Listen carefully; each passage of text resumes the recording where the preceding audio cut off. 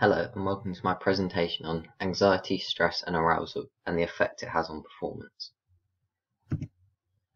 Arousal is a blend of psychological and physiological activity in a person, and it refers to the levels of motivation, alertness and excitement at a particular movement. This was the definition by Weinberg and Gold in 2007. It is also a level of readiness to perform, and it's linked to the motivational drive of a person. It will also prepare the body for action, for example the fight or flight response, where someone will get ready to fight or they'll get ready to go away. This fight or flight response is the function of the autonomic nervous system, which is made up of the sympathetic nervous system and the parasympathetic nervous system, and it is linked to the central nervous system, which is therefore why we have evolved to perform the fight or flight response when under threat. Different sports will require different levels of arousal for people to perform at their optimal levels. The optimal level of arousal is where the person's performance is at the maximum and they are best suited for that event. Events such as powerlifting or ice hockey can need high levels of arousal as they are very explosive. However, other sports such as archery or golf, which are more fine and skilled sports, they require lower levels of arousal as the person needs to be calm. There are three main theories that are used to describe arousal: the drive theory, the inverted U theory, and the catastrophe theory. Throughout this presentation I'll be applying these to two different sporting scenarios. The first scenario is the number 2 seed in college, Nick, has been struggling to play well all season. The new coach has tried to reassure him and says how good he will be and how well he should be doing for the college. They've been given extra time coaching and have been developing his game plan with new innovative strategies. Nick is feeling nauseous before games and has never seemed to be able to apply the tactics to the games. He also struggles to play the more precise and accurate shots, and if he makes an error, his performance falls apart. He is also an A-grade student, but constantly worries about his grades and spending hours doing his homework. The second scenario is a netball scenario. In particular, the goal shooter, Sarah, in the netball squad, seems to fail 32% scoring average in the league games against Lewis and Varndine, yet in training sessions and other local games, her scoring average is 86%. The college often schedules these crunch games towards the end of the season, where many spectators can watch. Interestingly, some of the other players on Sarah's team, such as the centre Rachel, have not been very supportive and do not understand or accept Sarah's poor performance in the crunch games of the league. Sarah is aware of Rachel's attitude towards her. Rachel just seems to thrive on the atmosphere and the challenge of the tough games, and receives player of the game several times in these matches. Arousal is caused because of somatic and cognitive factors. This will then cause arousal, which is, as I said earlier, the physiological and psychological readiness to perform. As I said, the first scenario is Nick, who's been struggling to play well in his badminton matches, and has got a new coach and has been given extra time and new strategies to play the match. However, as it says in the scenario here, it says he feels nauseous before the games, and he struggles to play the more precise and accurate shots, and then his performance falls apart. This would suggest that he suffers from stress. According to Lazarus and Folkman in 1984, stress is a pattern of negative psychological states and physiological responses occurring in a situation where people perceive threats to their well-being, which they may be unable to meet. Lazarus also said in 1991, is generally discussed in a relationship to an imbalance between the demands of the situations and an individual's perceived ability to cope or adjust with the demands. For example, linking to the scenario, Nick might see the demands as playing well in his badminton matches. However, he believes that he is unable to meet them and therefore will fall short of his performance. McEwen in 2002 also said that stress can have benefits beneficial effect, in the terms of mobilization of the bodily resources to meet the demands, but also determinal effects when the perceived demands exceed the individual's resources. This means that stress can be good and bad, as it can have benefits but also other side effects and negatives. One type of stress is eustress. This is also known as good or healthy stress. It is a positive reaction of a performer to stress, leading to their optimal arousal. And as I said earlier, optimal arousal is where someone performs at their highest ability with their arousal levels. Some performers like to live with elements of stress. This can lead to them being able to concentrate and focus more on the challenge. It can also motivate them, and after the match it will cause satisfaction from coping with the demands and the environment. This eustress will therefore lead someone to perform better and improve their performance. However, if someone sees the situation as really negative, this is called distress. This is an extreme form of anxiety, nervousness, apprehension or worry, and it results of a perceived inability to meet their demands. This means that people will decrease their level of performance as they can't cope with the amount of stress that they are under during performance. This could apply to Nick, as his performance seems to decrease whenever he is unable to meet the demands, and his performance falls apart. Therefore, he will have distress rather than eustress, as he doesn't thrive off the stress. As I mentioned at the start, there are 3 different types of arousal, stress, and anxiety theories. One of them is inverted U theory. This theory suggests as the arousal gradually increases, so will the performance, up to an optimal level where someone will be at their highest level of performance. However, if the arousal levels increase past the optimal, then performance will gradually decrease.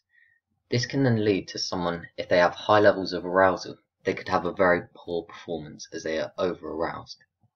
This inverted U theory can also depend on the skill. For example, if it's a fine motor skill or a simple task, it would require requires low levels of skill. Their performance, the personality of the performer, is more likely to be an introvert.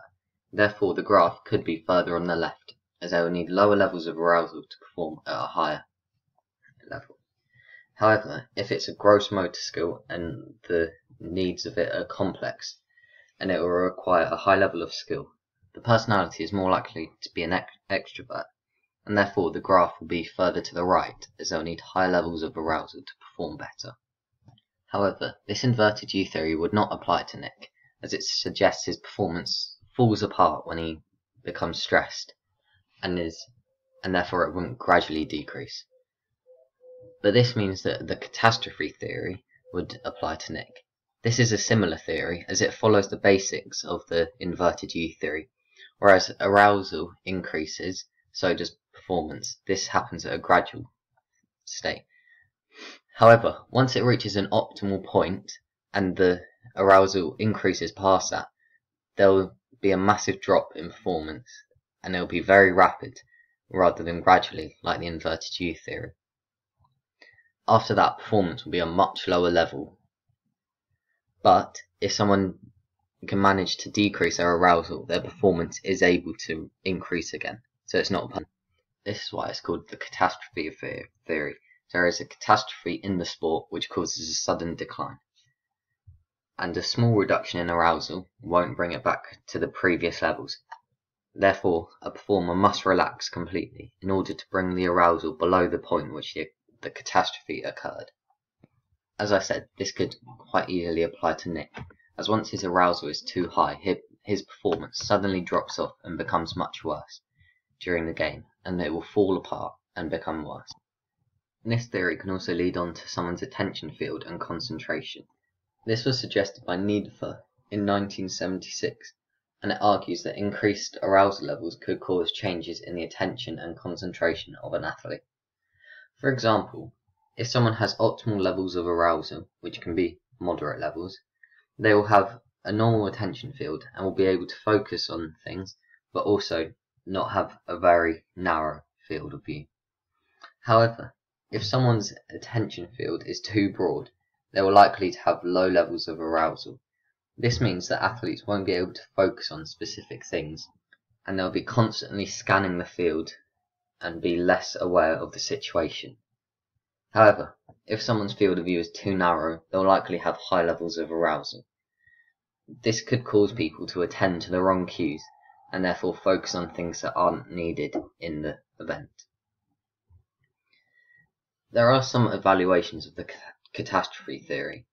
One positive of the theory is that there is research to suggest that this is a true theory, which means it's more reliable and we can trust it more. However, there are some criticisms. For example, testing it is difficult, as there might be lots of individual differences. In addition to this, it's also hard to predict performance because of this. This is because, as testing is difficult, we can't decide when someone's optimal level is and when the catastrophe will happen. The final theory, the drive theory, wouldn't apply to Nick. This is because, as I'll mention in the next scenario, as arousal increases, so does performance in a linear relationship. However, as it says here, when Nick becomes more stressed out and more aroused, his performance doesn't improve. In fact, it becomes worse. Therefore, it won't apply. But one part of the theory that does apply is that it suggests that they will play their more dominant response. For example, in Nick's case, he won't use his newly learnt skills, but he'll display his regular shots. Stress is a process. This was suggested by McGareth in 1970. This is because they suggested that there is a demand in the environment, and if someone has a positive perception of this, so they see it as a challenge, it will then cause eustress and increase someone's energy and motivation levels. This will increase someone's performance as they believe they can achieve it, and therefore they won't see it as a threat. But if someone has a negative perception of the demands, they will see it as a threat. They will then become distressed, and their worry and anxiety and stress will then increase. This will cause a reduction in the performance. In this scenario, Nick has many challenges. For example, in his exams or in the badminton match. If he then perceives it negatively, he'll become distressed. So if he believes that the exams are stressful or the badminton matches are stressful, he'll become distressed. He will then worry and become stressed, and this will cause a reduction in his performance. There are many ways Nick can control his technique. One somatic technique is he could use breathing control. This will help refocus his attention and therefore lower the arousal. As the catastrophe theory suggests, this will then lead to him preventing the catastrophe occurring. Another cognitive technique is by imagery. This is because you will picture yourself as a successful performance. This will create an expected experience of a new situation, and the new situation will prevent feelings of the past situation. Therefore, in Nick's scenario, he could image where he plays the perfect shot every time, and therefore he'll prevent the feelings of him able to apply the tactics, and he won't be able to make errors. We know that Nick is stressed because there are many symptoms of it. They are either somatic, cognitive, or behavioural. Some of the somatic symptoms are increased adrenaline, sweating, dry mouth, increased muscle tension. For example, in Nick's situation, he might have tight muscles before a match, or he might have more adrenaline rushing through his body, and therefore his arousal will increase. Another type is cognitive. This could be examples such as someone is less interested, they are unable to relax, or there is a loss of enthusiasm and esteem. For example, Nick might now have a low self-esteem as he sees himself struggling. However, he also might not be able to relax during a performance. Therefore, he will have cognitive symptoms. There are also behavioural symptoms. This could be either talking, eating, or walking quickly, moodiness, or nervous habits such as biting nails. For example, in this situation, Nick could be walking quickly before